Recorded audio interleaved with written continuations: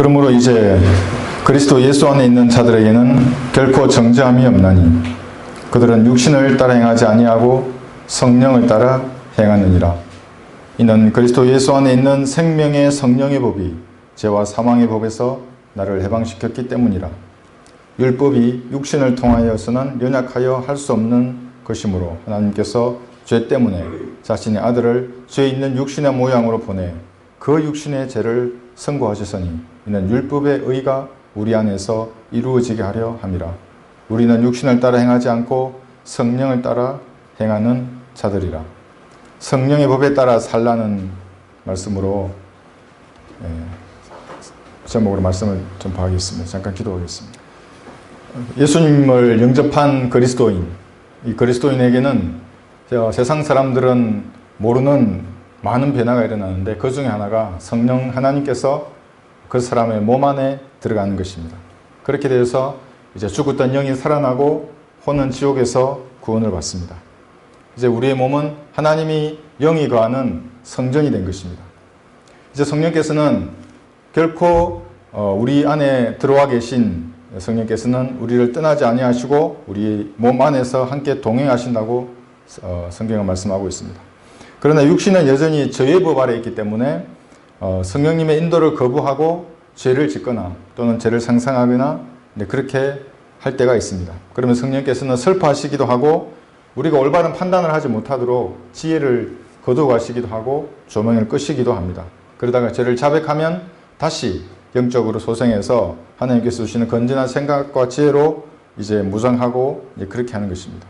그러니까 하나님께 교제를 한다고 했을 때 이 교제는 종교인들은 흉내낼 수 없는 것입니다. 교제는 뭐냐면 가까이 사귀는 거지 않습니까? 근데 하나님은 전능하신 분이고 거룩하신 분입니다. 어떻게 우리가 그분과 가까이 사귈 수 있겠습니까? 그러니까 예수님의 피로 그분 앞에 나가는 겁니다. 그리고 생각나는 모든 죄를 자백한 다음에 내 마음에 드는 여러 가지 고민이나 상처나 두려움 이런 것들을 하나님 앞에 아뢰는 것입니다. 그러면 하나님께서 우리를 위로해 주십니다. 그러나 종교인들은 이런 일을 하지 못하고 종교적인 어떤 행사나 의식에 이제 치우치는 그런 이제 생활을 하게 됩니다. 우리 찬양 중에 친구라 불러주신 예수님께 우리도 친구가 되세요. 이런 구절이 있습니다. 친구처럼 전능하시고 거룩하신 하나님 앞에 나아가서 말씀을 드리고 아뢰는 것, 이것이 하나님과 교제하는 성도입니다. 주님과 정상적인 교제를 하는 그리스도인은 성령께서 그 사람의 영을 이렇게 주관합니다. 그러면 영은 혼을 주관하고 이제 혼은 몸을 주관하는 것입니다. 이렇게 되는 사람은 이제 세상적인 가치관이나 제도, 죄들이 싫어집니다. 예를 들면 세상 사람들이 자주 가는 PC방, 극장, 영화관 이런 걸 생각하면 사실 불쾌해집니다. 억지로 그렇게 하는 것이 아니라 그냥 생각만 해도 그런 것들이 싫어집니다. 그러니까 하나님과 올바른 교제 속에 있는 성도는 하나님과 동행하면서 육신이 원하는 것을 하지 않습니다.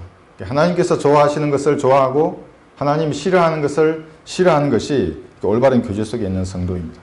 그러면 하나님께서 그 성도에게 원하시는 일을 말씀해 주십니다. 그러면 그 성도는 그것을 찾아서 그 일을 수행하는 것입니다. 이제 이것이 하나님의 온전한 뜻을 이루며 살아가는 하나님과 동행하는 것입니다. 제가 예를 들어 보겠습니다. 제가 만약 강단에서 설교만 한다면 저는 주님과 온전히 교제하는 사람이 아닐 것입니다. 왜냐하면 지금 우리나라의 이런 영적인 상태를 생각해 보면 주님께서 하라고 하시는 것들이 사실은 넘쳐납니다. 한번 생각해 보십시오. 북한, 우리나라에 있는 이런 주사파들의 근본지입니다. 발원지입니다. 그들이 조종합니다. 여러 가지 것들을 통해서.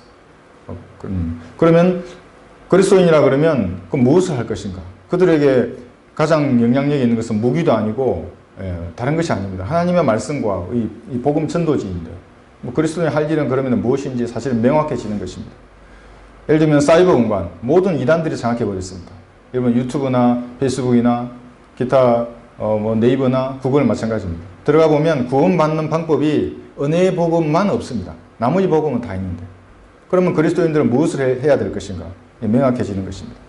그러나 대부분의 목사들, 이 자기 밥그릇에 관심 있는 목사들은 안전한 영역에 머물러 있기를 원합니다.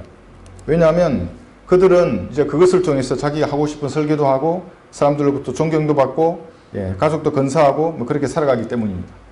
그러니까 굳이 위험을 감수하려고 하지 않습니다. 물론 그런 사람들에게는 주님께서 하나님의 뜻을 가르쳐 주지 않습니다. 왜냐하면 그런 자에게 하나님의 뜻을, 구체적인 뜻을 가르쳐 주면 하나님의 사역이 돼지 코에 있는 금고리 같이 이렇게 전락해 버리기 때문입니다. 그래서 지금도 수많은 제도화된 교회의 목사들은 아무런 쓸모도 없고 무로 돌아가는 그러한 종교 놀이만 하고 있는 것입니다. 하나님의 시간을 낭비하고 있습니다.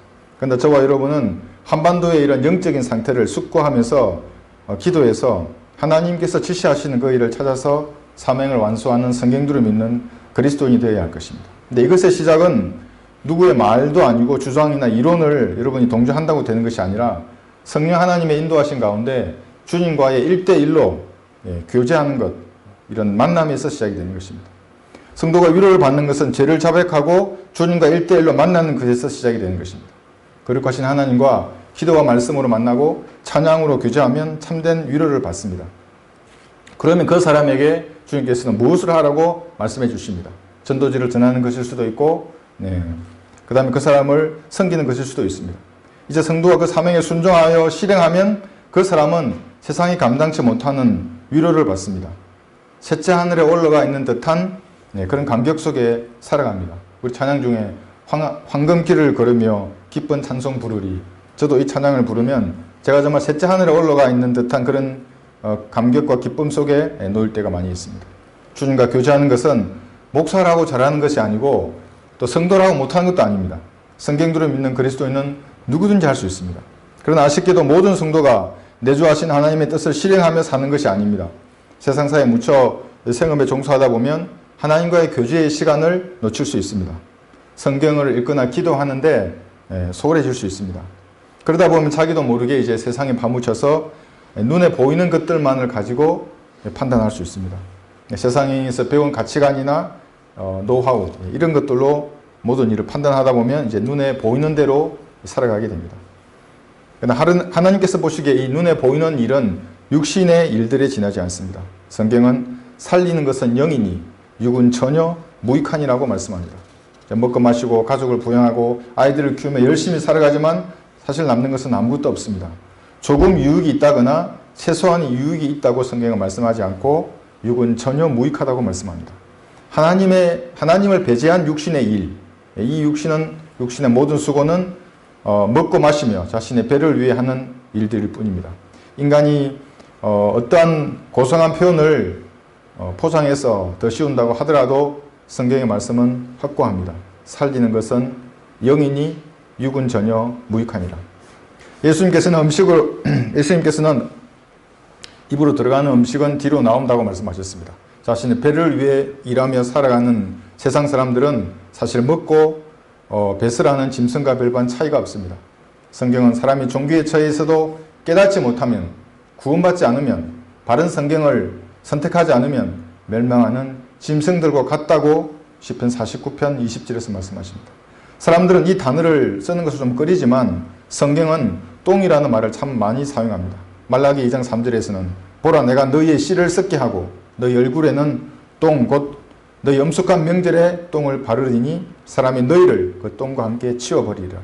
하나님께서 영광을 돌리지 않는 제사장들의 얼굴에 똥을 바르실 것이며 똥과 함께 그 제사장을 치워버리실 것이라고 말씀하고 있습니다. 그러니까 이 시대의 거짓 목사들입니다. 거짓 교사들입니다. 그들에게 경고하는 것입니다. 오 너희 제사장들아, 너희 거짓 목사들아, 이제 이 계명은 너희를 위한 것이니라. 너희가 만일 듣지 아니하고 마음에 두지 아니하여 내 이름의 영광을 돌리지 아니하면 만군의 주가 말하노니 내가 너희에게 저주를 보낼 것이요 내가 너희의 복들을 저주하리라. 정녕 내가 이미 그것들을 저주하였나니 이는 너희가 그 계명을 마음에 두지 아니함이라. 하나님의 말씀이 없는 사람은 자신이 아무리 물질적인 축복이 있더라도 저주 아래 있는 것입니다. 구원이 없는 모든 것들은 교육이나 과학이나 마찬가지입니다. 저주 아래 있는 것입니다. 개역 성경을 쓰는 그 사람들은 하나님의 저주 아래 있습니다. 하나님께서 그들에게 진리를 가르쳐 주기를 원치 않으시는 것입니다. 그대로 살다가 지옥에 가거나 그대로 살다가 그리스도의 심판석에서 수치와 부끄러움을 당할 것입니다. 사랑의 하나님께서 소위 말하는 종교 지도자들, 제사장들에게 저주를 보내실 것이라고 말씀합니다. 하나님의 말씀을 마음에 두지 않는 자들, 바른 성경을 버린 그들에게 하나님께서 저주를 보내실 것입니다. 열왕기하 9장에서는 엘리사가 나옵니다. 에후의 머리에 기름을 붓게 하셨습니다. 이스라엘의 왕 아합의 아내였던 우상숭배자 이세벨, 하나님께서는 그 이세벨의 밭에 똥처럼 되게 할 것이라고 예언하셨습니다. 열왕기하 9장 37절에서는 이세벨의 시체가 이스라엘 땅에서 바두에 똥같이 되리니 사람들이 이것이 이세벨이라 하지 못하리라 하셨느니라 하더라. 여러분, 유병헌의 시체를 보셨습니까? 밭에 누워서 썩어가고 있는 똑같은 것입니다. 이 땅의 모든 우상 숭배자들은 그들의 똥과 함께 멸망할 것입니다. 우상 숭배자들뿐만 아니라 예수님의 영이 없는 사람들, 하나님께서 그들을 치워버리실 것입니다. 변개된 성경으로 하나님의 이름을 들먹이면서 사람들을 지옥에 보내는 종교 사기꾼들, 마찬가지입니다. 세상에는 참 많은 죄들이 있습니다. 매일 뉴스를 통해서 그런 죄들의 실상이 보도되고 있습니다. 그 제목이나 그 내용을 참으로 입에 올리기에도 불쾌한 그런 죄들이 갈수록 증가하고 있습니다. 죄는 모두 우리 육신을 만족시키는 것들입니다. 더러운 영들이 육신을 충동질하거나 또는 환경이 조성되면 육신은 죄를 실행하게 됩니다. 그리스도인들은 죄와 인간된 장소나 환경에서 접근하지 말고 죄가 조성되는 그런 환경에서 벗어나야 합니다. 병법에도 마지막 전술이 뭐냐면 36개지 않습니까? 죄가 다가오면 싸우려고 하지 말고 그런 환경을 피하는 겁니다. 그래서 다음 작전을 준비하는 것입니다. 피해야 합니다. 왜냐하면 우리의 육신이 연약하기 때문입니다. 그러면 소위 말하는 많이 배운 사람들, 지성인들은 죄를 짓지 않는가? 그들은 고상하게 죄를 짓는가? 그렇지 않습니다. 그들은 더 합법과 불법 사이에서 교묘하게 죄를 짓고 더 많은 죄를 짓습니다. 그들의 가면을 벗어버리면 더러운 죄들이 쏟아져 나옵니다. 지성이든지 배우지 못한 사람이든지 간에 종교이든지 무신론자이든지 남녀노소를 불문하고 예수님을 만나지 못한 모든 사람들은 죄의 종입니다. 그들은 자유인이라고 말합니다. 하고 싶은 것을 마음대로 한다고 하는 것입니다. 그러나 그것은 마귀가 정한 울타리 내에서 하는 것입니다. 죄의 울타리 내에서 마음대로 하는 것입니다. 그러니까 그들은 죄의 종입니다. 요한복음 8장에서도 예수께서 그들에게 대답하시기를 진실로 내가 너에게 말하노니 죄를 짓는 자는 누구나 죄의 종이니라. 에덴 동산에서의 죄의 유혹은 긍정의 말로 시작이 되었습니다. 혼자 있는 이브에게 세 가지 형태로 접근했는데 제일 먼저 육신의 정욕으로 다가왔습니다. 여자가 나무를 보니, 보지 않았으면 됐을 텐데 보니 먹음직하고 이렇게 되었습니다. 참 맛있다는 이런 생각으로 죄의 유혹을 받을 때 사람들은 눈을 들어서 달콤한 제약을 쳐다보게 되는 겁니다. 마음으로 죄를 먼저 상상하는 것입니다. 근데 그 상상이 장성하면 성경은 사망을 낳게 된다고 말씀하십니다. 그래서 그 죄악된 상상이 들어오면 차단하고 잘라내야 합니다. 잡초를 뽑듯이 그런 생각의 싹을 잘라버려야 합니다. 장성하면 사망이 되는 거예요. 죄라는 것을 알면서도 죄를 지을까 말까를 고민하는 순간부터 이미 죄는 시작이 되는 겁니다. 그리스도인이 자백해야 할 죄는 바로 여기서부터 시작이 되는 겁니다. 성령께서 내게 지적하신 그 죄, 내 마음의 상상이 자라는 그 순간부터 자백해야 할 죄가 시작되는 것입니다. 새가 여러분의 머리를 지나가게 하는 것은 어쩔 수 없습니다. 새가 지나가는 것을 어떻게 하겠습니까? 그러나 새가 내 머리 위에 둥지를 털게 된다면 그 책임은 그 사람에게 있는 것입니다. 마찬가지입니다.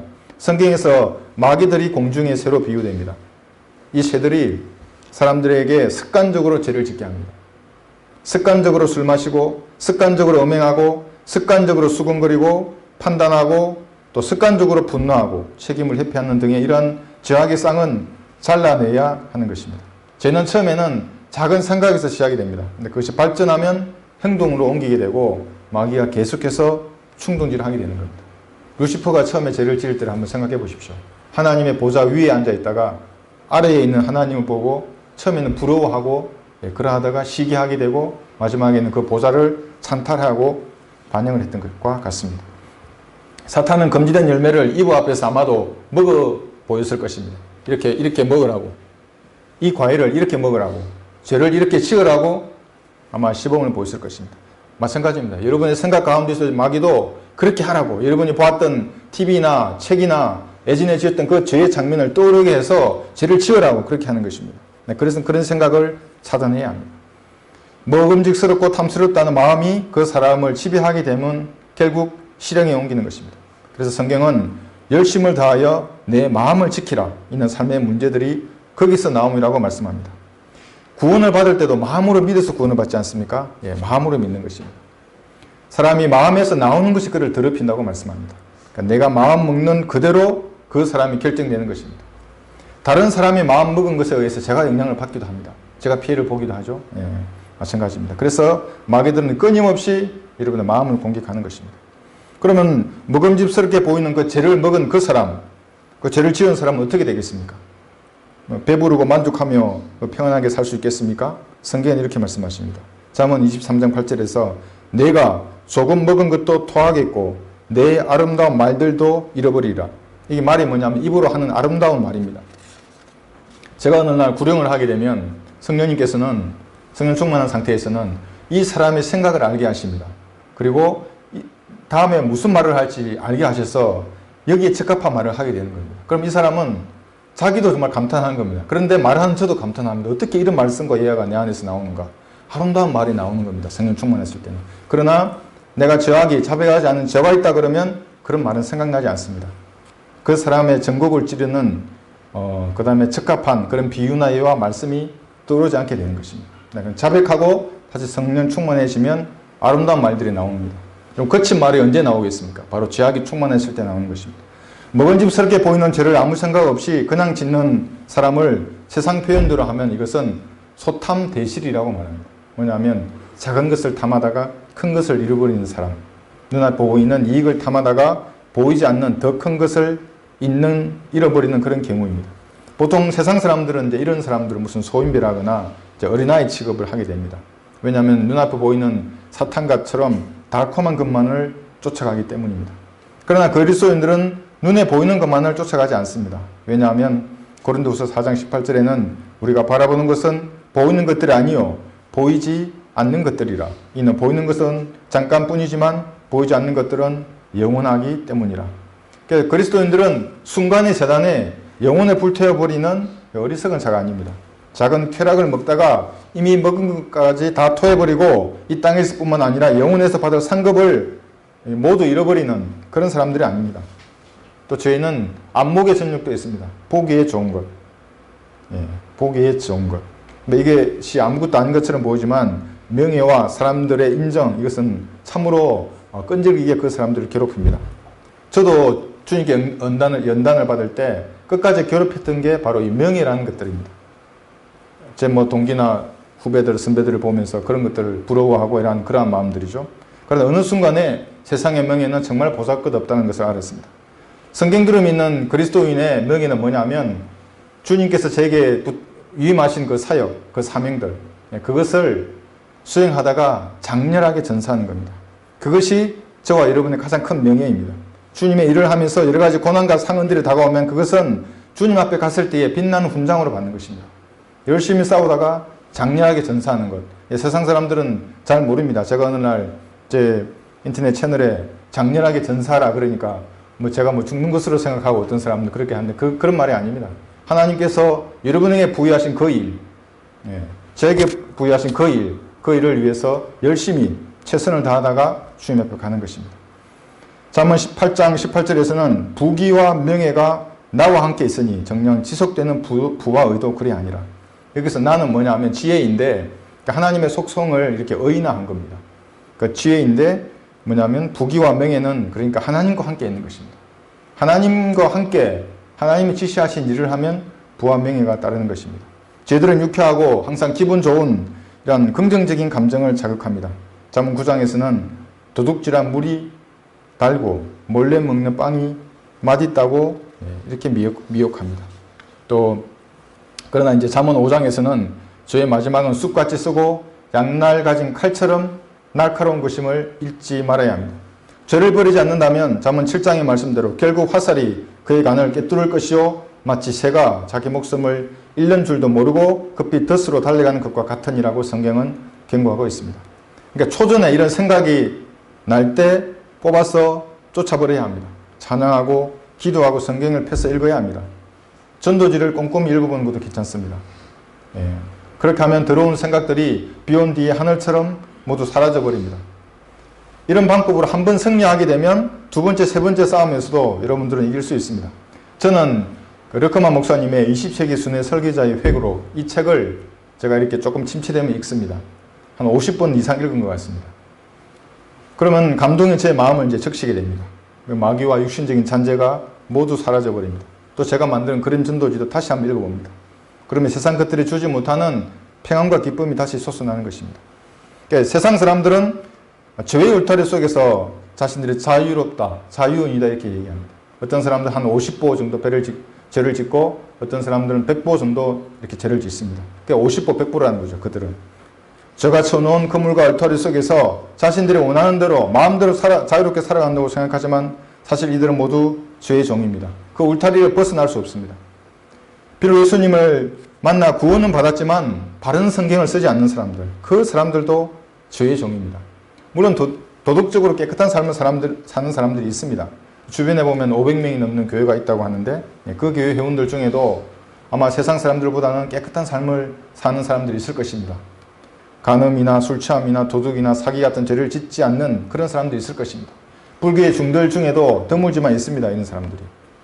신부나 수녀 중에도 이런 사람들이 있습니다. 뭐 안식구나 예와 증인들, 법 없이 살 것 같은 사람들이 주변에 많이 있습니다. 시골에도 있습니다. 평범하게 살아가는 많은 사람들. 그러나 거듭나지 않는 사람들은 여전히 죄의 종일 뿐입니다. 지옥으로 가는 길은 이런 어떤 선행들 그리고 자기 의로 이렇게 포장이 되어 있습니다. 결코 나쁜 말들이 없습니다. 거기에 죄를 물처럼 하시는 인간이 착하고 선하다고 하는 것들은 하나님께서 뭐라고 말씀하시냐 하면 그들을 걸레라고 말씀하십니다. 이사야 64장 6절에서 그러나 우리는 다 불결한 것 같고 우리의 모든 언은 더러운 걸레 같으며 또 우리는 다 잎사귀처럼 시들며 우리의 죄악들은 바람처럼 우리를 옮겨갔나이다. 이것은 마치 육안으로 보면 아무 이상이 없는데 현미경으로 살펴보면 많은 세균이나 바이러스가 있는 것과 똑같은 것입니다. 그래서 이러한 죄의 유혹은 두 가지 모델이 있습니다. 첫 번째 모델은 실패한 모델입니다. 이분은 먹은집스럽고 보기에 좋고 현명하게 할 만큼 탐스러운 그 죄악을 그냥 먹어버렸습니다. 그래서 우리가 지금 이런 세상을 살고 있는 겁니다. 그런데 동일한 유혹을 받았던 예수님은 말씀으로 승리했습니다. 그런데 저와 여러분도 그런 동일한 유혹을 지금 받고 있는 것입니다. 죄의 유혹 앞에 서 있습니다. 근데 육신의 힘으로는 이 죄의 유혹과 싸워서 이길 수 없습니다. 그러나 그래서 주님과의 교제가 필요하고 성령님의 인도에 따라 행하는 우리의 결단이 필요한 것입니다. 여러분의 필요한 것은 어떤 목사의 설교나 어떤 사람의 이론이 아니라 기도와 말씀을 통한 전능하신 주님께서 주시는 바로 그 위로와 능력입니다. 물론 저도 여러분을 위해서 열심히 기도할 것이고 본을 보일 것이며 최선을 다할 것입니다. 근데 제도화된 교인들의 특성을 한번 보시면 그 사람들은 이 목사, 저 목사, 목사들을 찾아다니고 어떤 사람의 주장들, 무슨 그런 것들만 이론들 계속해서 읽고 있습니다. 제가 그들에게 하고 싶은 말은 이 말인 것입니다. 바른 성경으로 돌아가라. 죄악을 버리고 바른 성경으로 돌아가라. 성경을 읽고 말씀에 파묻혀라. 주님과 1대1로 만나라. 이것입니다. 시멘트로 무릎을 고정해서 기도하라. 제가 이 말을 하고 싶습니다. 목사가 1을 준다면 주님은 100이 아니라 만, 10만, 100만을 그들에게 줄 수 있는 것입니다. 그래서 그들은 성경으로 돌아가야 하는 것입니다. 예수님은 현재 대제사장이십니다. 죄악의 유혹 가운데 있는 저와 여러분을 동정할 뿐만 아니라 도우셔서 우리를 승리하도록 하십니다. 육신에 따라 살지 않고 성령에 따라 살면서 죄악에서 승리하고 싶은 마음만 있다 그러면 우리는 이 도움을 받아서 승리할 수 있습니다. 히브리서 4장에서는 우리의 대제사장은 우리의 연약함을 동정할 수 없는 분이 아니요 모든 점에서 우리와 마찬가지로 시험을 받으셨지만 죄는 없으신 분이기 때문이라. 그러므로 우리가 은혜의 보좌로 담대히 나아가자. 우리가 자비를 얻고 필요한 때에 도우시는 은혜를 발견함이 위함이라고 말씀합니다. 그러니까 죄와 싸워서 승리하고 싶은 마음만 있으면 은혜의 보좌 앞으로 나아가면 됩니다. 예수님의 도움을 받아서 우리는 이 육신에 이길 수 있는 것입니다. 본문 로마서 8장 1절을 한번 보겠습니다. 그러므로 이제 그리스도 예수 안에 있는 자들에게는 결코 정죄함이 없나니 그들은 육신을 따라 행하지 아니하고 성령을 따라 행하느니라. 여기서 말씀하시는 정죄함이 없다는 말씀은 뭐냐면 우리가 조건이 있습니다. 육신을 따라 행하지 아니하면 일시적인 정죄는 없습니다. 그러나 성령을 따라 행하지 않고 육신을 따라 행하면 정죄함이 있습니다. 그걸 일시적인 정죄라고 합니다. 예수님을 모르는 사람들은 당연히 영원한 정죄를 받습니다. 지옥에 가는 것이죠. 그들에게는 죄를 해결할 방법이 없습니다. 제가 어느 날 집에 있는데 60대 이제 중반의 어떤 이제 보일러 점검하시는 분이 오셨습니다. 모태신앙이라고 합니다. 그래서 제가 이제 질문을 했습니다. 모태에서 무엇을 신앙할 수 있습니까? 이러니까 이제 그런 질문 처음 받았죠. 그분은 아무것도 신앙할 수 없죠. 예. 태교는 할 수 있어도 신앙할 수는 없습니다. 제가 그럼 선생님 교회를 오래 다니셨는데 지금 돌아가시면 어디로 가십니까? 하니까 그분은 자기는 하나님을 믿기 때문에 천국에 가겠죠. 이렇게 말을 합니다.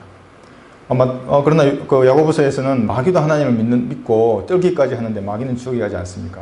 그래서 선생님께서 믿으시는 그 믿음은 유신론자가 믿는 믿음입니다. 하나님의 존재를 인정하는 것. 그러나 선생님이 하나님을 믿지 않아도 하나님은 존재하십니다. 그 믿음과 하나님의 존재, 구원과는 아무런 관련이 없습니다. 오히려 열역하게 법칙들, 과학이 하나님의 존재를 더 잘 증명합니다. 그래서 제가 물었습니다. 선생님 죄는 어떻게 되었습니까? 그러니까 이제 가슴에 이게 화살이 박힌 게 느껴집니다. 교회 가서 기도하고 찬양한다고 죄가 없어지겠습니까? 이제 한방 완전 이제 켜오 펀치를 먹은 겁니다. 그래서는 죄가 없어지지 않습니다. 그래서 제가 예수님의 피를 얘기하고 이미 그 죄가 용서된 것을 얘기하니까 그분도 바닥에 무릎을 꿇고 저와 함께 예수님을 기도를 했습니다. 그러니까 죄를 해결할 수 있는 방법은 없는 것입니다. 많은 사람들이 교회라고 생각하고 어떤 성사는 의식이라고 생각하지만 성경은 결코 그렇게 말하지 않습니다.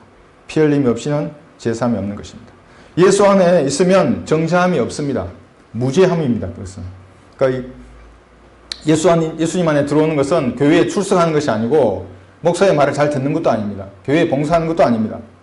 시인하고 고백하는 거라고 제가 아까도 말씀드렸는데 자기의 죄인인 것을 시인하고 고백하는 겁니다. 예수님의 피로 모든 죄가 용서됐던 하나님의 말씀을 내가 마음으로 믿습니다.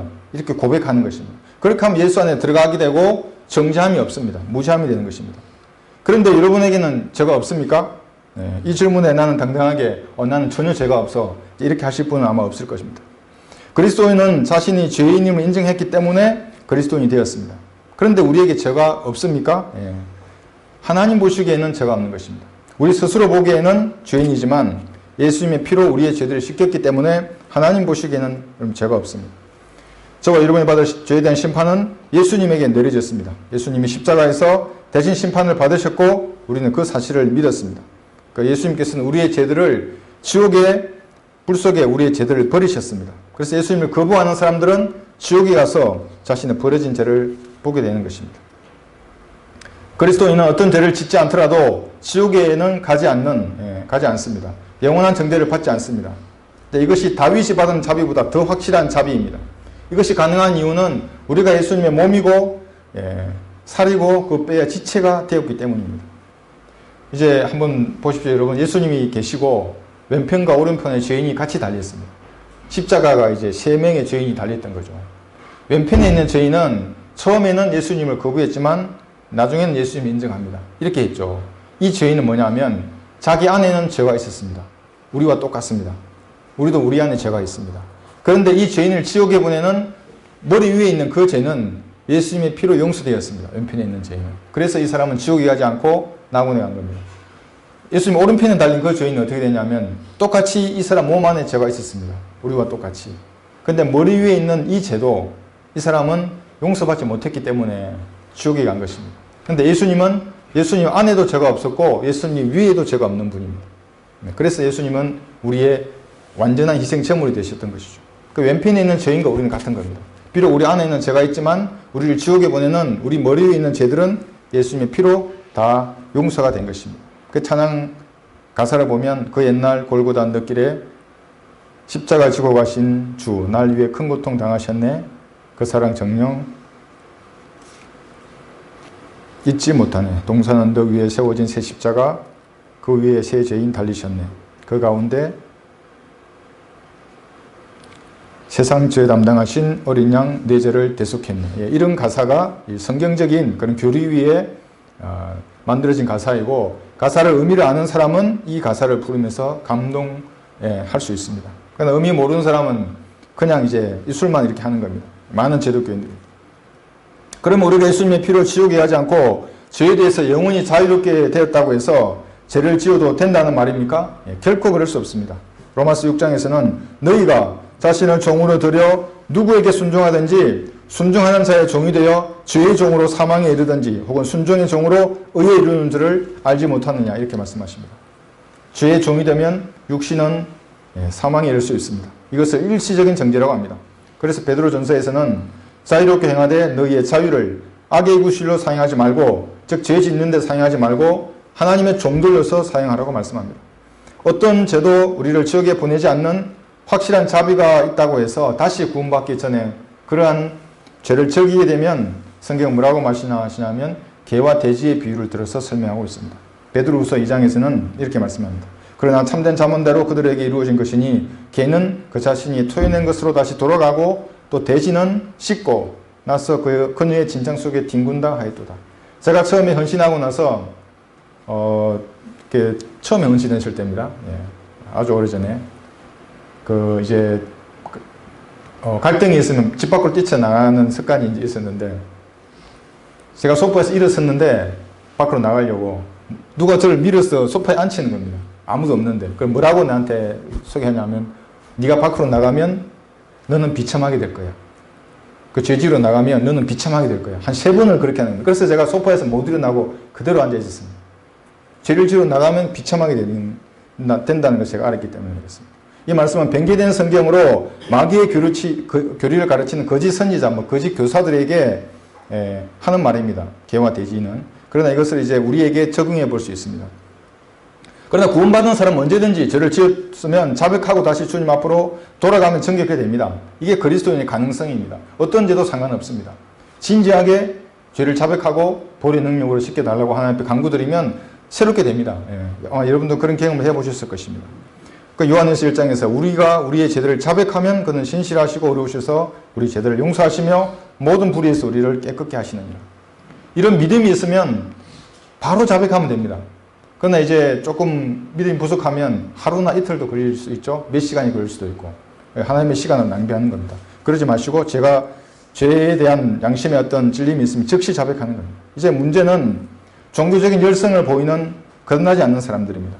이 사람들은 종교적인 열성으로 자신을 깨끗하게 청소하고 이제 단장을 하면 마귀들도 그 사람을 알아보고 떠났다가 청소된 것을 보고 다시 그 사람에게 들어갑니다. 이제 거듭났더라도 죄를 버리지 않는 사람들, 그 사람들은 이제 마귀들은 합법적인 권리를 갖습니다. 여러분이 죄를 지으면 눈으로 보거나 마음으로 상상하거나 몸으로 죄를 지으면 마귀는 합법적으로 여러분의 몸에 들어갈 권리를 갖는 것입니다. 저도 마찬가지입니다. 그러자 그가 가서 자기보다 더 악한 다른 7명을 데리고 들어가 거기서 사니 그 사람의 나중 상태가 처음보다 더 악화되었더라. 이 악한 세대도 그러하리라고 하시더라. 이 악한 세대에는 개로 비유되는 거짓 선지자, 돼지로 비유되는 거짓 교사들이 성경의 권위를 무너뜨리고 자신들이 최종 권위가 됩니다.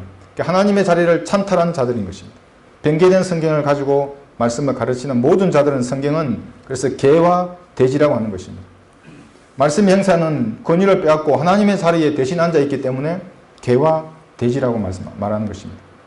우리에게는 영원한 정죄를 이제 우리는 받지 않습니다.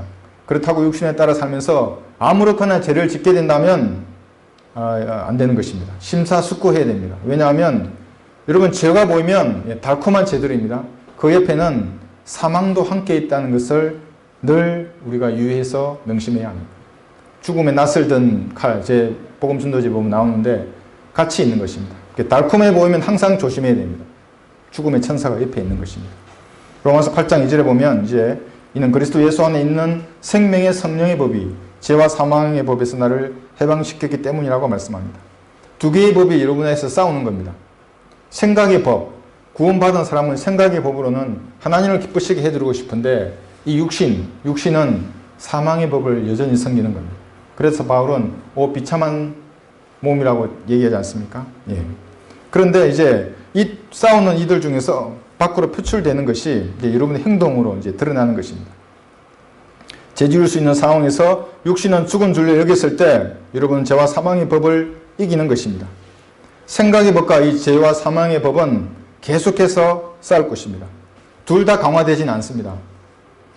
이 생각의 법, 그러니까 이 생각의 법이 강화되든지 죄와 사망의 법이 강화되든지 둘 중에 하나인 것입니다. 옛 사람의 습관으로 돌아가면 죄와 사망의 법이 우리를 장악하는 것입니다. 성령의 법은 우리가 예수님의 구주를 영접하는 순간에 우리에게 이제 작용하게 됩니다. 구원받기 전에는 이 죄를 지으면서 진노의 자녀로 살았습니다. 이제 마귀에게 코가 끼어서 그가 끌고 가는 대로 살았습니다. 그러니까 노예의 삶을 자유라고 생각했었습니다. 그러니까 예수님을 영접하는 순간에 일어난 엄청난 이런 변화는 이제 우리가 기도와 말씀을 통해서 더 잘 알 수 있습니다. 근데 이런 변화는 한평생 교회를 다니거나 무슨 헌금을 하거나 봉사를 하거나 뭐 교회나 절간에 성당에서 시키는 그런 모든 일을 다 하더라도 이런 변화는 일어나지 않습니다. 오직 예수님의 보혈을 신뢰했을 때만 일어나는 것입니다. 율법이 폐기되는 것입니다. 예수님을 영접하면 율법이 폐기됩니다. 그 사람에게는. 왜냐하면 내 안에 성령께서 들어와 계시기 때문에. 제가 어느 날 교회에서 어떤 모임을 하는데 이제 그 십계명을 지키느냐는 이러한 질문을 하시는 분이 있었습니다. 그래서 제가 좀 의아하게 생각했습니다. 왜냐하면 십계명을 지키느냐 그리고 손을 들어보라고 하는 표현하는 이런 것은 그리스도인에게 어울리지 않습니다. 왜냐하면 우리에게는 우리 안에 성령께서 들어와 계시지 않습니까? 우리 또 바른 교리가 있고. 그럼 어떻게 되냐면 예전에 율법대로 간음하지 말라. 간음하면 죄가 되었는데 이제 성령의 법에 따르면 어떻게 되냐면 간음할 생각을 하면 여러분 그게 죄가 되는 거예요. 이 차이를 모르고 십계명을 지키면 이제 마치 어려워지고 이제 지키지 않으면 어렵지 않은 듯이 말씀하시기를 제가 좀 의아하게 생각했었던 것입니다. 우리는 행동으로 옮겨야 죄가 아니고 마음으로 상상해도 죄가 되는 성령의 법에 따라 우리가 살고 있는 것입니다. 그래서 여러분이 기도할 때 성령께서 찔림을 주십니다.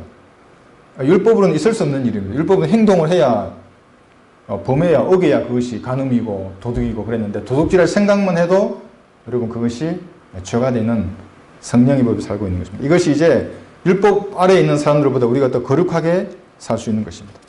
율법은 뭐냐면 도로 표지판과 같은 것입니다. 이리 가라 저렇게 가라. 중앙선하고 똑같은 것입니다. 그러나 그것은 하늘을 날 수 있는 그러한 자유는 결코 줄 수 없습니다. 율법은 우리에게 절대적인 기준을 제시해 주지만 인간은 그것을 준수할 수가 없습니다. 그래서 율법은 우리를 예수님께 인도하는 지도교사와 같은 역할을 하는 것입니다. 그래야 율법이 우리를 그리스도에게로 인도하는 우리의 지도교사가 되었으니 이렇게 말씀하십니다.